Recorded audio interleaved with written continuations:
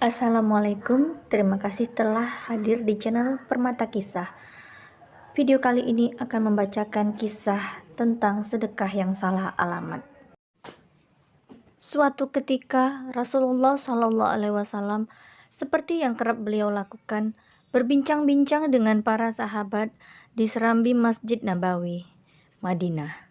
Selepas berbagi sapa dengan mereka, beliau berkata kepada mereka, "Suatu saat, ada seorang pria berkata kepada dirinya sendiri, 'Malam ini aku akan bersedekah.' Dan benar, malam itu juga dia memberikan sedekah kepada seorang perempuan yang tak dikenalnya. Ternyata, perempuan itu seorang pezina, sehingga kejadian itu menjadi perbincangan khalayak ramai. Akhirnya, kabar tersebut sampai juga kepada pria itu. Mendengar kabar yang demikian, pria itu bergumam, 'Ya Allah, segala puji hanya bagimu. Ternyata sedekahku jatuh ke tangan seorang pezina. Karena itu aku akan bersedekah lagi.' Maka pria itu kemudian mencari seseorang yang menurutnya layak menerima sedekah.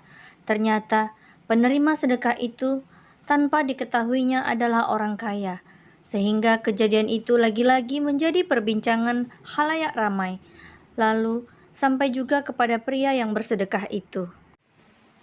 Mendengar kabar yang demikian, pria itu pun bergumam, 'Ya Allah, segala puji hanya bagimu. Ternyata sedekahku itu jatuh ke tangan orang kaya. Karena itu aku akan bersedekah lagi.' Maka dia kemudian dengan cermat mencari seseorang yang menurutnya layak menerima sedekah. Ternyata penerima sedekah yang ketiga tanpa diketahuinya adalah seorang pencuri. Tak lama berselang, kejadian itu menjadi perbincangan khalayak ramai, dan kabar itu sampai kepada pria yang bersedekah itu. Mendengar kabar demikian, pria itu pun mengeluh, 'Ya Allah, segala puji hanya bagimu. Ya Allah, sedekahku ternyata jatuh ke tangan orang-orang yang tak kuduga, pezina, orang kaya, dan pencuri.' Pria itu kemudian didatangi malaikat utusan Allah yang berkata, 'Sedekahmu telah diterima Allah.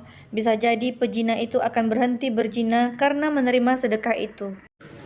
Bisa jadi pula orang kaya itu mendapat pelajaran karena sedekah itu, lalu dia menyedekahkan sebagian rezeki yang dikaruniakan Allah kepadanya. Dan bisa jadi pencuri itu berhenti mencuri selepas menerima sedekah itu.' Apabila seorang hamba menjalankan perintah Allah Subhanahu wa Ta'ala, maka tidak ada dosa jika dia salah dalam apa yang dilakukannya. Allah Subhanahu wa Ta'ala tidak mengurangi pahalanya dan tidak menyia-nyiakan balasannya. Pelajaran yang dapat diambil dari kisah ini adalah luasnya rahmat Allah Subhanahu wa Ta'ala dalam menerima sedekah walaupun jatuh ke tangan orang yang tidak berhak menerimanya. Kadangkala perbuatan seseorang memberi bekas yang baik, yang sebenarnya dia tidak menginginkannya, dan Allah memberinya pahala karenanya. Perbuatan laki-laki ini bisa jadi berguna bagi pencuri, pezina, dan orang kaya dalam bentuk seperti yang disebutkan dalam hadis.